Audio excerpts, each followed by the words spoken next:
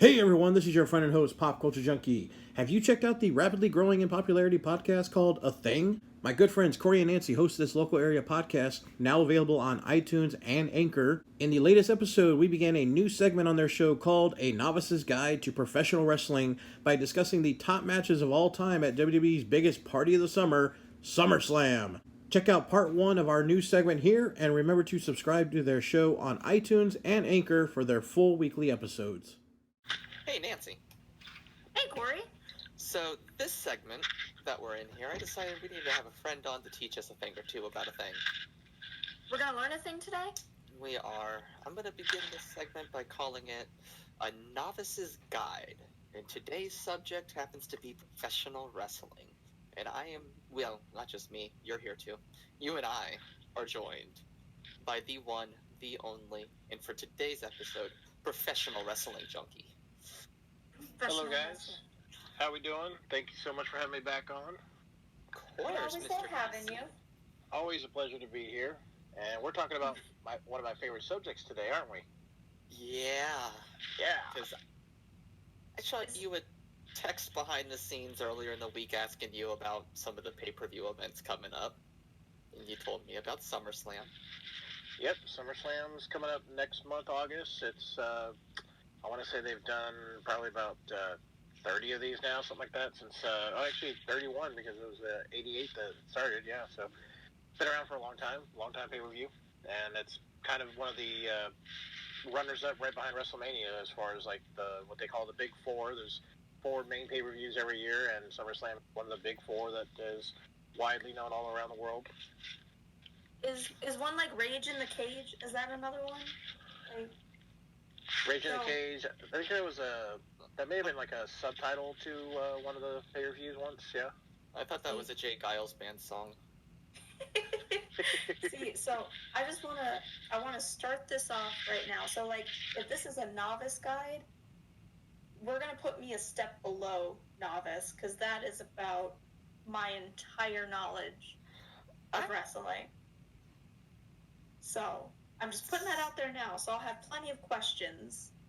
So segment name change will now be a Nancy's Guide. Well, no worries. I welcome all questions. I've been looking forward to this because, of course, I've been a fan of wrestling since I was 5 years old. Been watching it every week, no matter what, and no matter how good or bad the show has been, I've always been watching WWE ever since '85, and it's just something I've always had a passion for is professional wrestling. And so any questions you guys have, shoot them, and I'll answer them as best I can with whatever knowledge I've got on whatever we talk about. But I very much am looking forward to you all's reactions because I know, as Nancy's put, this is all very, very green to her. But Corey, I know you had a little bit of experience watching wrestling on and off throughout your years, so you may know a little bit more, but still enjoy these. Yeah, I mean, everyone watched the Attitude Era. Well, I also happened to be during that time, between the ages of 9 and 12 during the Attitude Era, so that was like who it was aimed at. Yeah. I was not. So, I remember names from then. Sure. I remember The Rock when he broke in, of course, Stone Cold, the Hart Brothers. It's Stone Cold Steve Austin. And then Undertaker. That's all I know. What is it? I remember The Undertaker. I remember the current mayor of Knox County, Tennessee, Kane. Yes, indeed, yep. I know Kane. I actually know that name. I was going to list it if you didn't. I know things. I got to meet the Ultimate Warrior when I was a kid and had his autograph. Very nice guy, by the way. You're well. I know some names because it's not a very popular opinion of him. I was a kid. I got to meet him. He was nice to me. He went into. He used to order from. I guess small personal story for me. When I was a kid, my mom worked at a Chinese takeout place, and she was one of the managers, and he would always come in for food.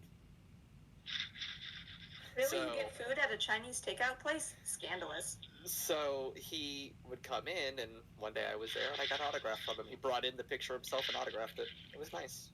I'm just picturing him running in there with the giant mane of hair, face paint, just screaming, "I want some sweet and sour chicken. No! Feed the warrior. No!" And So he just press slams you if you don't give it to him in time. That's look, he was nice to us. I guess that's the reason I can say he was nice is he gave my mom tapes that he recorded of some of his watch because I didn't know wrestling, and that's what started me watching pro wrestling at the very beginning. Wow, that's awesome. Matches. So I can say he's a nice guy because I have that personal experience. Mm-hmm. But can you say that he was nice or conceited? Because if he's running around with pictures of himself and pre-recorded VHS tapes that he could just hand out to random people at restaurants, you got to think for wrestlers, kids make their careers. And the tapes didn't come the same day as the pictures. The tapes came later on. He brought them to her, like. Oh, okay. Yeah. Maybe I was just trying to give the man a little bit of a hard time. No, you don't respect it. You don't disrespect the dead, Nancy. Oh, I'm sorry. well, actually, according to Saudi Arabia, Warrior's still alive because if you didn't know this, the last year and a half now, WWE's been working with the princes over there in Saudi Arabia where they do shows over there now. And it's really disgusting because they're practically just, getting blood money for these shows. And on their first show, they requested specific wrestlers to be wrestling at the show. And they said, we want Yokozuna and Ultimate Warrior to be here and perform in the matches. And it's like, okay, Warrior died in like 2013, 2014, I believe. And then Yokozuna, he died in like 1998, 99, something like that. So, yeah. To show you where the wrestling age gap differences are between these two cultures. But I guess we should probably get back to the actual topic here. SummerSlam. SummerSlam. So what is SummerSlam? You said it's like one of the big four along with WrestleMania. So WWF, okay, of course, is a wrestling promotion that's been around for over 70 years or so now. It started off as Worldwide Wrestling Federation, and it was owned by Vincent Sr., Vince McMahon Sr., not the Vince McMahon Jr. that's currently running it. That was his father, of course, that originally owned it. And the WWF came about because Vince Jr. bought the company from his father, and this is after there had been decades of what's known as territories. And that's basically your local wrestling promotions in little parts of different cities and towns. Even like here in Houston, we still have local wrestling independents, basically. And at the time, though, we had these territories all across America. Well, Vince Jr., whenever he decided to purchase the company from his father, he wanted to take his company global and across the country and across the world. And he went around and bought all the good talent from all the competitors and put everyone out of business, basically. Not entirely his fault. He also he bought the talent, but then the other promoters were not willing to think of the future. They were stuck in their old ways, so they kind of put themselves out of business as well at the same time. Okay. So that's kind of where WWF started. It's a rough summary, but they started off with WrestleMania as their first, quote, pay-per-view, which it wasn't even a pay-per-view at the time. That wasn't a thing. You still had closed-circuit TV that was showing the WrestleMania show. But then they started doing SummerSlam, Royal Rumble, and Survivor Series. Those are the first big four pay-per-views every year that they would air from WWF. And SummerSlam came about because Jim Crockett Promotions, which was another competitor that was the NWA, National Wrestling Alliance, they had a show at the same time every year in August, and they put SummerSlam on WWF just to compete with their pay-per-views. So that's a lot where pay-per-views came from, is competing against your competition. Makes sense to me. Yep. So SummerSlam came about basically because of that, then, is what you're saying. SummerSlam came about, it's a pay-per-view that they wanted to air in the same time period as another competitor's promotion, and be like, okay, they have a show that runs in August, well, we're going to put our show in August, and hopefully they'll, people will look to ours because we're going to put more money into it than our competitors. So, yeah. I like the level of pettiness that comes from that. It's like, you're doing August? Fine, I'm doing August, and bring me the people. Yep. So did they ever directly compete like same weekend, or is it just different weekends? Like No, there were countless times. Survivor Series is another pay-per-view that takes place in November every year, and that was directly competing on probably every couple years, if not. But I know the first year it had Survivor Series, they literally put it on just because it was the same night that they had a NWA show as well. So they purposely put their shows on the same night as often as they could in order to get fans to be like, okay, do I want to go see this show live or order it on pay-per-view, or do I want to order WWF on pay-per-view or go to their show live?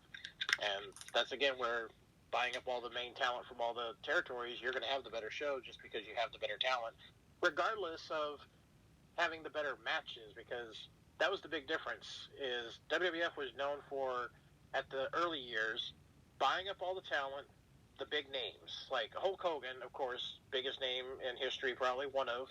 Mhm. Never is going to is never going to be called the greatest wrestler in the world, because he wasn't. He was one of the greatest sports entertainers and great wrestler as far as a personality, but his wrestling matches were never labeled as match classics. NWA, WCW, other companies were known for having great wrestling matches that, fans want to see the actual matches happen, and, they want to be entertained by that. But WWF would focus more on the character, on just really the presentation more than the actual match itself. So you could say they cared more about the lore versus Yes. the content. Yes. Gotcha. Okay. They want a nice label, and then don't open the book. Just look at the cover. Yeah. Okay. Gotcha. So speaking of covers, I would say in terms of me cliff notesing all of wrestling, our first match that I think we should talk about is The Rock versus Triple H. Yeah, so what I did was I sent along to Nancy and Mr. Junkie here a list from WWE in preparation of SummerSlam, their list of the top 25 SummerSlam matches ever. Well, 25 is a lot of wrestling to talk about at one sitting, so I wanted to go ahead and we'll talk about the top 7. So, and number 7 is The Rock versus Triple H. And I know The Rock. And not just because, he's an actor now. I have seen The Rock in his wrestling days, but only vaguely. So I at least know that name. So this is going to be a great place to start. All I remember about wrestling back in this time frame is The Rock had sideburns in the lip, and Triple H was the pretty boy. But The Rock also had that brow. He's always had great brow. No. He had the people's eyebrow, thank you. Yes. I remember that. It was the people's eyebrow, the people's elbow. Yep. I'm so sorry. Triple H, I know more now because he's also on the executive side of WWE, currently E. Yep. Mm-hmm. And I know that name from articles I've read involving things with John Cena and things like that. Another name I know mainly because of what he does in the world, not his wrestling. Well, you can't see him when he does things in the world, so it's like you only know him by his name. But, yeah, as it is. So, Mr. Junkie, this match came in 1998, and you're going to have to tell me a little bit here about so they were fighting for the Intercontinental Championship? Yes, so, okay, this is 1998, 21 years ago now. Oof, Things were a little different, okay? You're going to hear that a few times probably as we're talking about these older matches where, it's all right. It was a different time, okay? So, in 1996, Dwayne Johnson, that's his real name, of course, debuted as Rocky Maivia, and he took his name from his grandfather and his father, who both were former wrestlers, Rocky Johnson and Peter Maivia, and that's where they put his name together. He debuted as this white, purebred, white babyface character, smiling, and the fans hated it. They just hated being shoved. They just didn't like The Rock at all. And instead of just trying to be the babyface and smile and just be like, yeah, everyone's gonna like me eventually, they decided, let's turn him heel, because that's what you do whenever people aren't liking your face, which is, again, face is your good guys, heels is your bad guys. Hey, Captain Lou Albano played both of those. Fun There fact, you go. Mario. I know his name because he was Mario. So, The Rock became a heel, and he started to cut promos that were very entertaining, but they would, insult people left and right, the audience and such. But he started to become the bad guy that you started to like, but not yet here. At the time, he joined a stable, is other term for gang, but he's joined a stable called the Nation of Domination. And it sounds just like it is. It's basically a black militant group resembling the Black Panthers. That's really what they resembled. Okay. Now, in 97, Triple H, then known as Hunter Hearst Helmsley, that's where the 3 H's come from, by the way, him and Shawn Michaels, one of the greatest of all time, they formed a faction called D-Generation X, along with the Ninth Wonder of the World, China, and they were just your typical degenerates. If you've ever seen someone do a crotch chop, that's where it came from, is DX. I'm going to pause you for a second. Yeah. Triple H and China had, like, a scripted relationship, didn't they, during this time frame? They were real-life boyfriend-girlfriend living together. They actually were a couple. But yes, in that whole stable, they were not really on screen together, but it was known. But they didn't really make it a big storyline gimmick. She was the manager of DX, really. Well, the muscle/manager, I guess. One of the better female wrestlers of all time, China. Oh, one of the greatest. China's bae.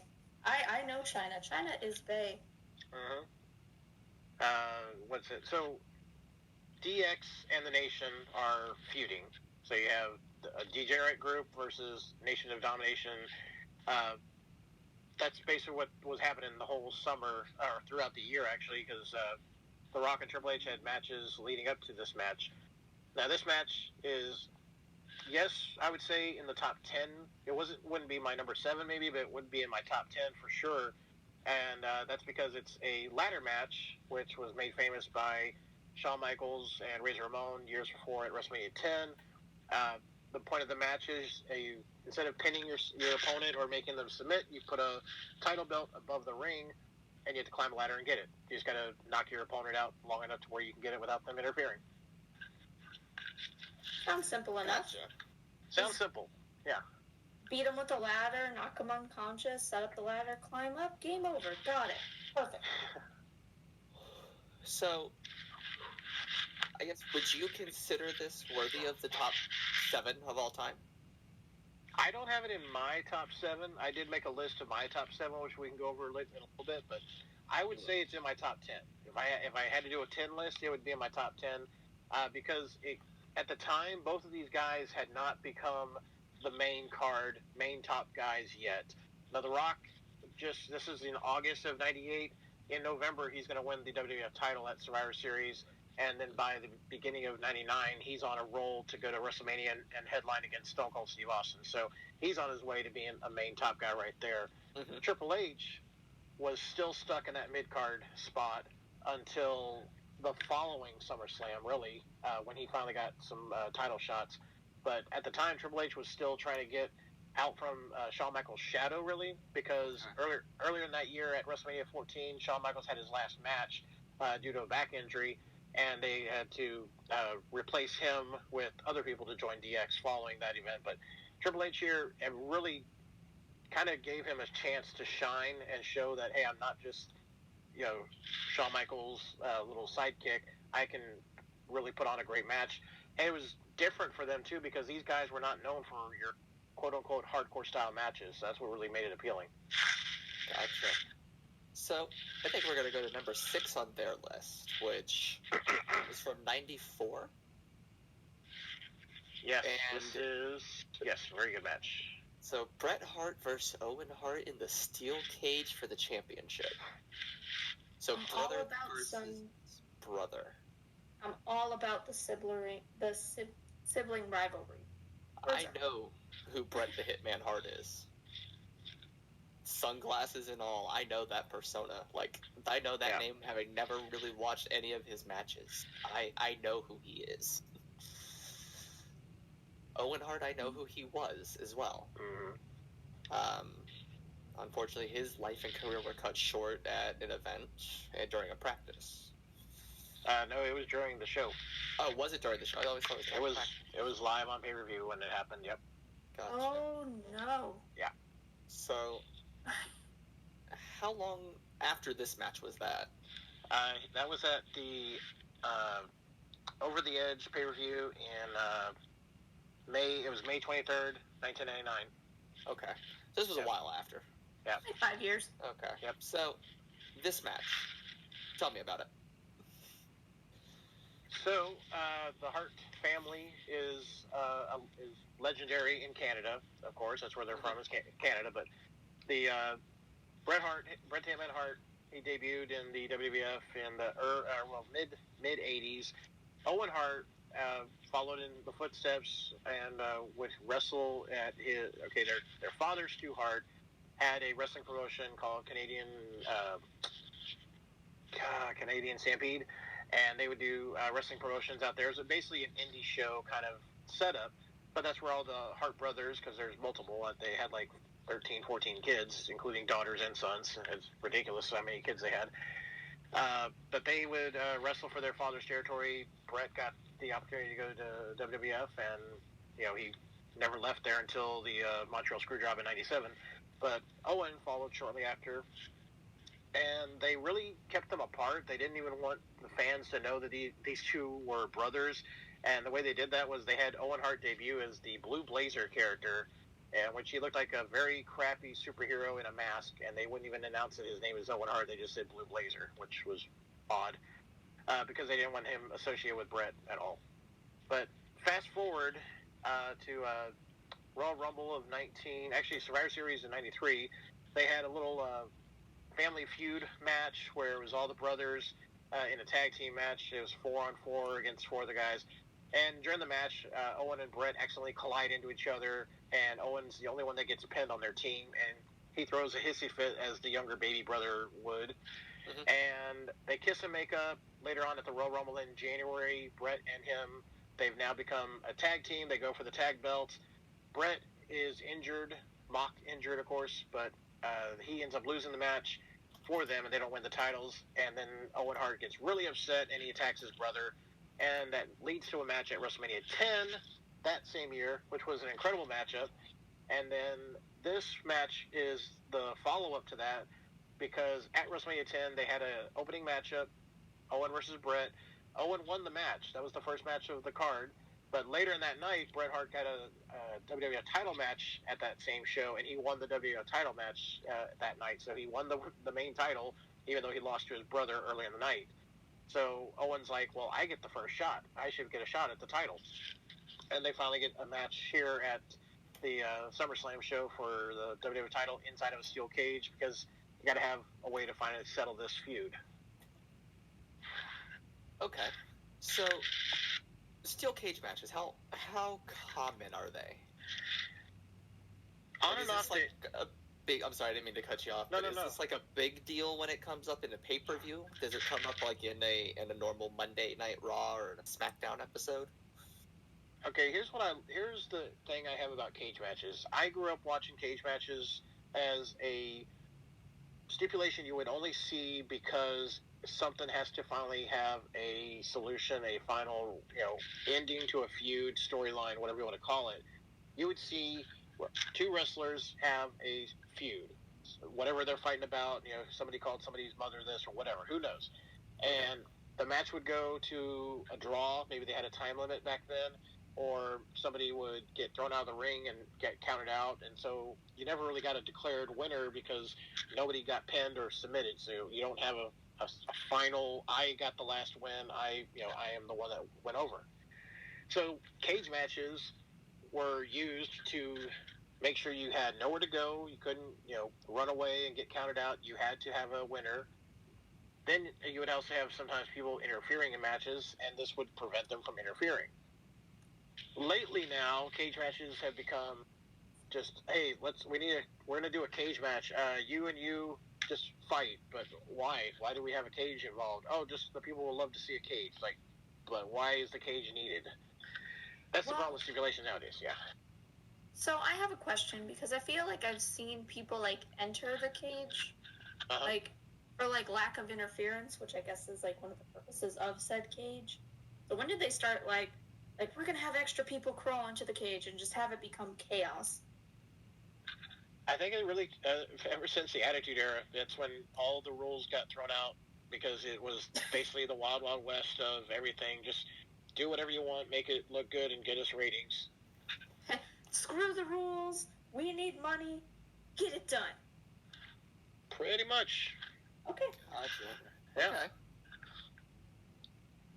So I guess that would. But as far as this matchup, Brett and Owen, they definitely stole the show. The only other match on this pay-per-view at that SummerSlam was a poorly, it was greatly hyped. It was a Undertaker versus Undertaker match. They had Undertaker out with injury. In real life, he was injured and needed surgery. And they had a gimmick where they had killed off the Undertaker, which I don't know how you kill a dead man, but that's what they did. And then they had another wrestler, dressed up to look almost exactly like the Undertaker, which was later called the fake Undertaker, of course. And that was the only other big match coming into the show, but Brett and Owen stole the show with this cage match. Okay. So, does this... I know we're going to go over your list, so I don't need a number placement. Does this one make your personal list? Nope, this does not make my top 7. I did a top 7 since we were doing the top 7, but it would still be in my top 10. Definitely. Okay. So, I'm actually going to say something here. I think we're going to break this up into 2 parts. I think we're having a good time here. I'd like to be able to go into these matches in detail like we're going. So, you cool for sticking around to keep recording for a little bit longer, Mr. Junkie? Absolutely. All right. So, guys, we're going to switch over to our next segment, and we'll be picking right back up here in the next episode with more conversation.